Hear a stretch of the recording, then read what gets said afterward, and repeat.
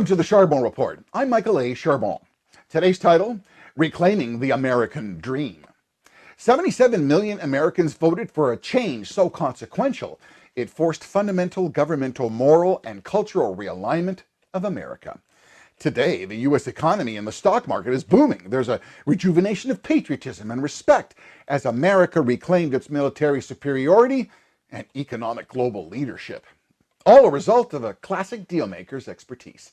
The same spirit that fueled America 250 years ago, the spirit of an American culture, and the American dream. But wait a second, folks. Remember about 6 months ago in 2024, as the Canadian correspondent of an American news network, I watched a nation at the precipice of losing its identity in its country. An electorate who held its nose through 4 years of moral bankruptcy, rampant crime, inflation, and disastrous interest rates, gas and groceries skyrocketing, credit card debt at limits never seen before as an economy barely recovered from COVID. Fraud and abuse of self-perpetuating bloated government bureaucracy, crippling an economy with debt. Simultaneously, millions of unchecked illegal aliens, many global criminals and desperate unknowns invaded America with impunity through open borders, committing horrific murders and crimes while financed by taxpayer-funded hotels and credit cards that cost you billions of dollars. Oh, there was a plan. Consider the no-voter ID blue states, who obtain electoral House and Senate seats based on census numbers. Not exclusively American citizens, all people, including illegal. The end game, if they got in power again, well, there's just too many illegals. We must capitulate, give them all amnesty. And maybe even a party membership? God forbid. As the rancid entrails of redistribution of wealth and affirmative action were confirmed as failures yet once again, anti-Semitic threats and flags of international terrorist groups embraced death to America while burning Old Glory.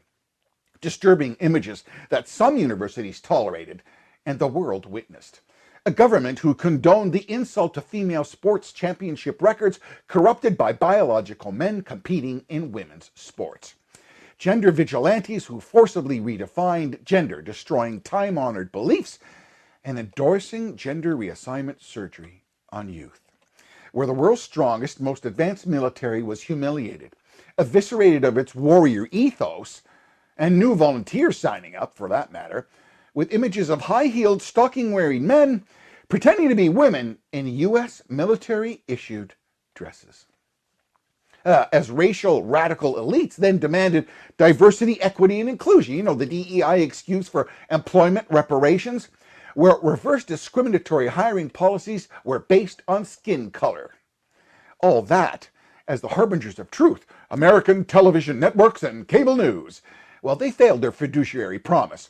They were found culpable in biased reporting, spin, race baiting, and fake news. Thankfully, on January 20th, vindication. The cavalry came to the rescue of America. The world actually witnessed a nation's transformation back to common sense, vibrance, self-confidence, and patriotism. America flushed Mamala and the big guys party so hard, today it's leaderless and void of any pertinent message. That big tent party? Well, that big tent's covering putrid porta potties, overflowing with octogenarians who kind of made millions on a government wage. I wonder how that happened. While Marxist communists are running for mayor, and delusional filibusters are embarrassed and unburdened by what has been, realizing their humiliating electoral defeat. See, America demanded a return to common sense, patriotic principles, respect for law and order, an impenetrable border, deport all the illegals, restore a vibrant economy and stop DEI absurdities, and return to meritocracy, not mediocrity.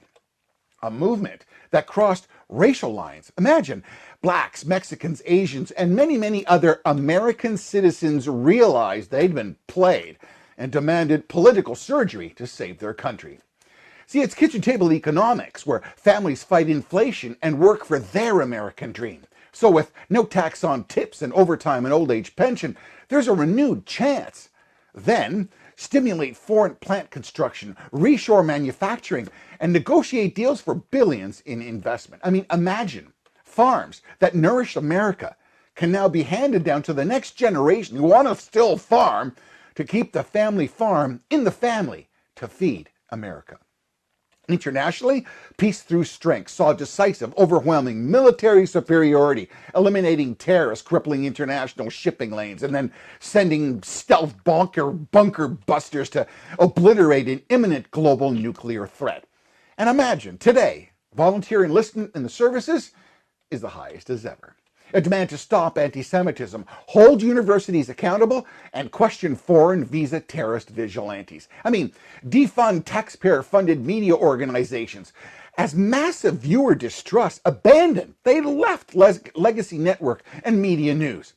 But what rose from the fake news ashes is actually emblematic of the American dream, where an American entrepreneur, a guy named Chris Ruddy, created Newsmax, a truly independent 24-hour news channel 11 years ago, where today it's the fourth largest, highest rated cable news network in America. I mean, this guy raised $225 million before it hit the open stock market. Not taxpayer money, voluntary individual risk investment in news. It makes me laugh. Imagine that. They invested in news. This is truly an example of the American dream. Finally, full disclosure here, living in Toronto and obsessed with U.S. politics, I realized my American dream for a precious second time when a U.S. news network director took a chance on me. Ironically, that network was Ruddy's Newsmax. Please share, like, and subscribe, and leave a comment below. Go to thecharbonreport.com for more episodes wherever you get your podcasts. I'm Michael A. Charbon. God bless, and stay safe.